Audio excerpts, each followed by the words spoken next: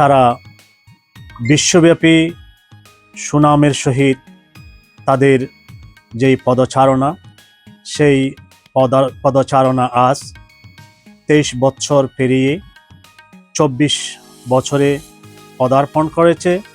সেই উপলক্ষে আমি পবিত্র ভূমি জাজিরাতুল আরব, এই জাজিরাতুল আরবের মক্কা শরীফ থেকে এনটিভির 24 বছরে পদার্পণ উপলক্ষে তাদেরকে আমি আন্তরিকভাবে শুভেচ্ছা জ্ঞাপন করছি, মোবারকবাদ জানাচ্ছি। কেননা আমরা এই প্রবাসে থেকেও প্রবাসীদের অনেক দাবি দাওয়া, প্রবাসীদের অনেক কথাবার্তা, প্রবাসীদের অনেক কণ্ঠের সুখবরগুলো, সুদিনের খবরগুলো এই এনটিভির মাধ্যমে প্রকাশিত হয়, প্রচারিত হয়, আমরা উপকৃত হই।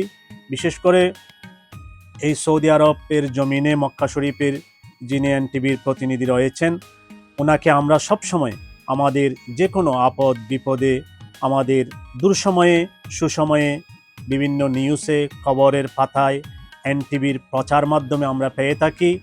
আমরা আমাদের এখানে সামাজিক, রাজনৈতিক বিভিন্ন অনুষ্ঠানে তার সহযোগিতা আমরা সবসময় পাই। আমাদের নিউজগুলো তিনি প্রসারে অগ্রণী ভূমিকা রাখে।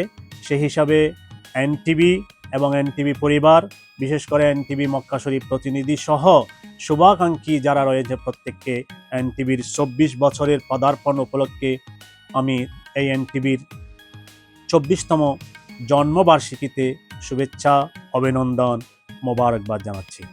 এনটিভির 23 বছর শেষ, 24 বছর পদার্পণে আন্তরিকভাবে শুভেচ্ছা জানাচ্ছি এনটিভি পরিবারকে মক্কা থেকে।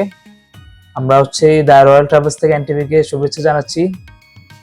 আর এনটিভির যেসব ওনাদের যে অ্যাক্টিভিটিস গুলো আছে মক্কাতে, যেমন পিএইচপি কোরআনের আলো অনুষ্ঠান হয়, এরপর এনটিভি পরিবারে যেমন আপনার এনটিভি থেকে যেমন মক্কা থেকে ভালো ভালো খবরগুলো প্রচার করা হয়, সেগুলোর জন্য এনটিভিকে জানাই আন্তরিকভাবে শুভেচ্ছা ও অভিনন্দন।